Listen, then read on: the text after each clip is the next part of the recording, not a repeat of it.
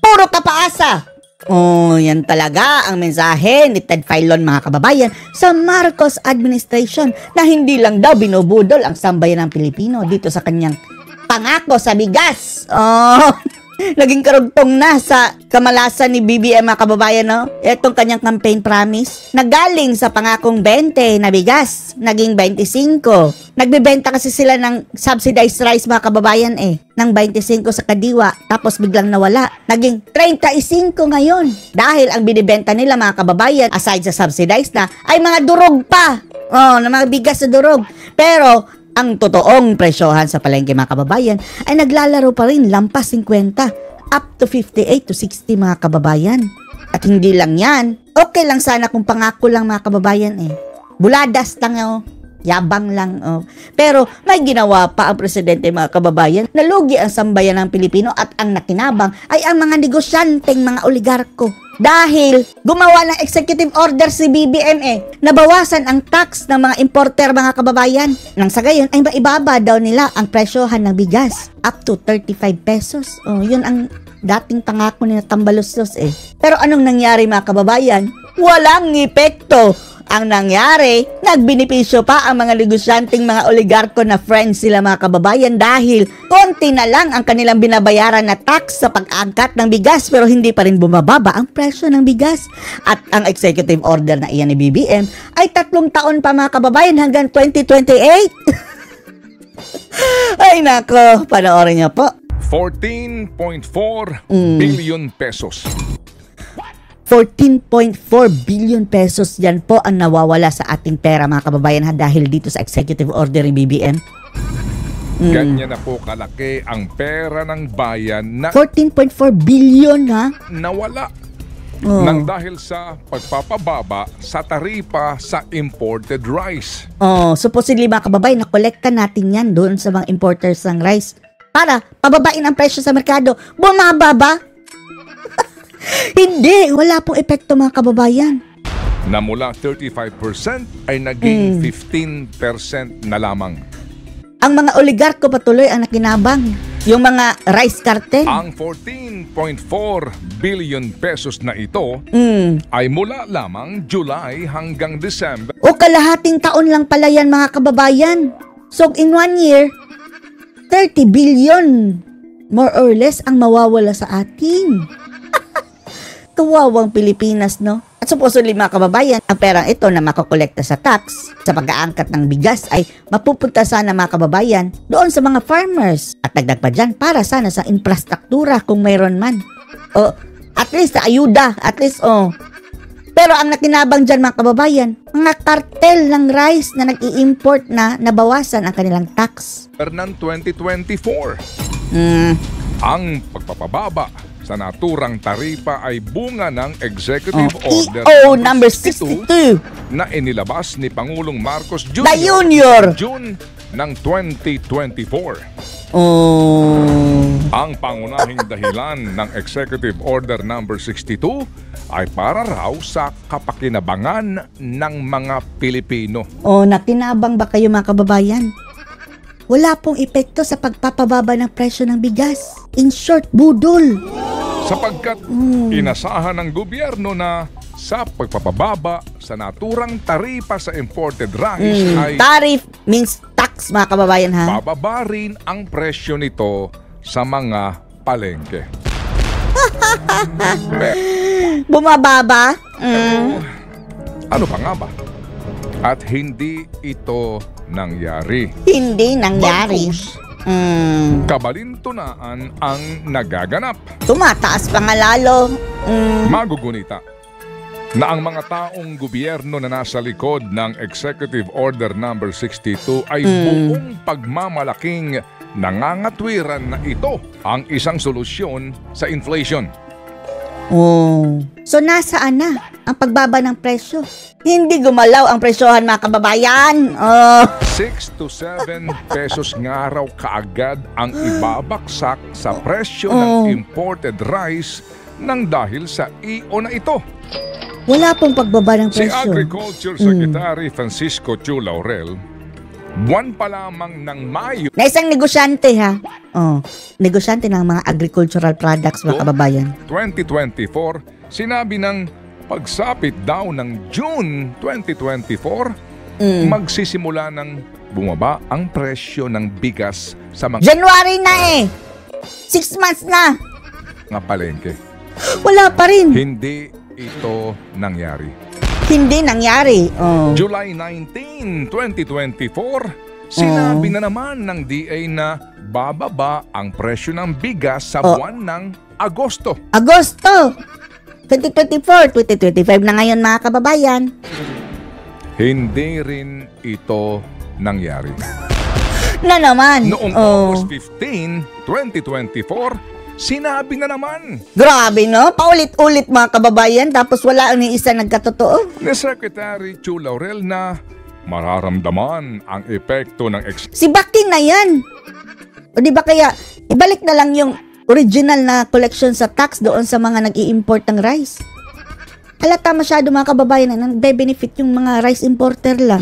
Dahil hindi bumaba ang presyo sa merkado eh. Executive Order number 62 sa buwan ng Oktubre. Pero pagsapit ng September, Hindi nangyari. si Mr. Secretary na malamang daw Pang ilan na yan ang pangako. na magkaroon ng malakihang pagbaba Malakihang sa presyo pagbaba. ng bigas sa Enero ng 2025. Isang linggo na lang, February na. Hindi pa rin nangyayari.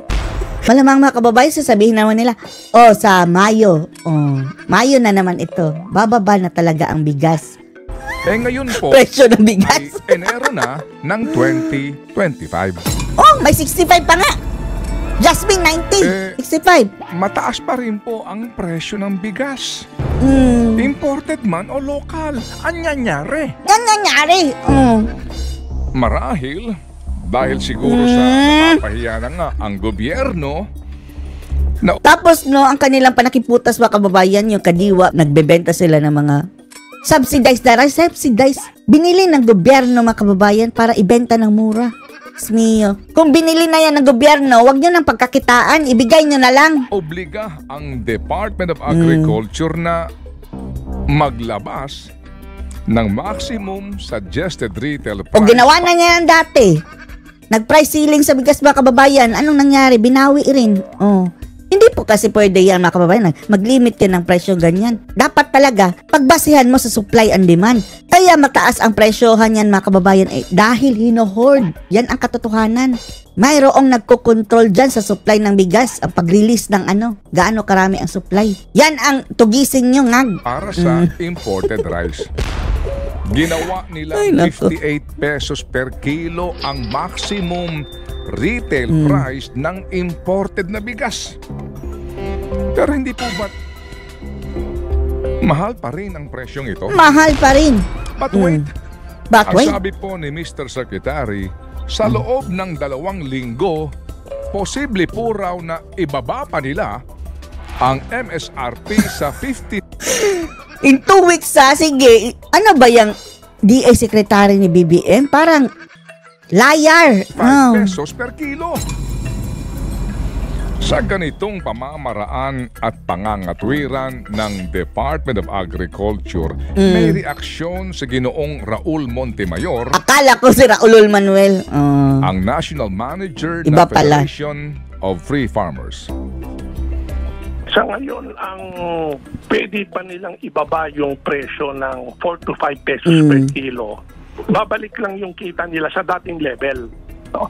Hindi sila malulugi kasi extra, yan yung taripa, yan yung savings sa tariff na hindi nila ipinasa sa consumer. Wala kasing balls mga kababayan Itong namumuno sa gobyerno ngayon. Matapang lang sila sa kanilang mga kritiko pero pagdating dito sa mga sindikato kartel, wala. Mga lampa. Pero 58, Walang ngipin. Pero pagdating sa mga bumabati ko sa kanilang mga kababayan, grabing tugis nila. Demonyo pa sa mga demonyo. Pero sa mga sindikato, kuting. Kuting bawasan sila. mo ng 4 o 5 piso. Pwede pang itulak yung bigas na yan sa Bakit hindi na lang kaya sila ang itulak doon sa hagdanan? Para... 53, 52. Ay, nako. Kita pa rin yung mga negosyante dyan. Kaya nagtataka ko, bakit pa sila maghihintay ng 2 linggo para ipabayan? Parang sinasabi mo dun sa mga Paasa na naman, no? Parang yung nangutang sa'yo mga kababayan na paaasahin ka na babayaran ka o bukas sa katapusan ng mundo.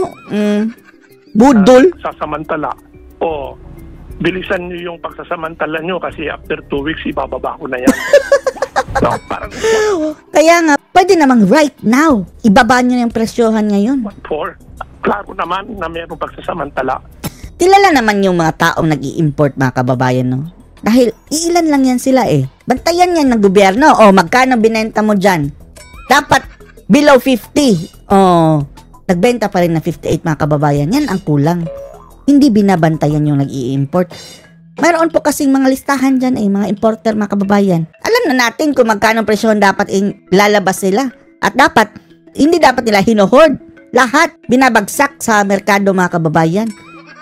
Yan ang kulang ng gobyerno. Habang ang Pangulong Marcos Jr.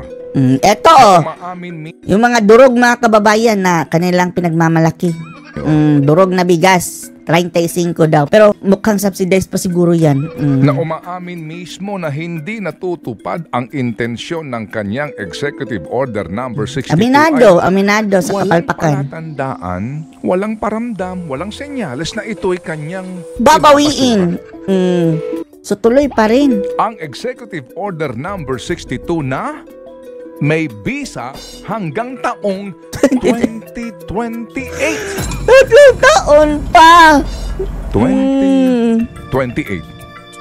Grabe, tiba-tiba ang mga importer ng rice ito mga kababayan. Oo. June 30, 2028 ang hangganan Pwede na fast forward ang date. administrasyon Para isang araw mga kababayan, pagising natin, wala na yung sinagba. ngayon. Para sa mga hindi mainipin at marahil ay mahaba-haba ang pasensya, 3 taon 3 na lang taon sila. pagtitiis.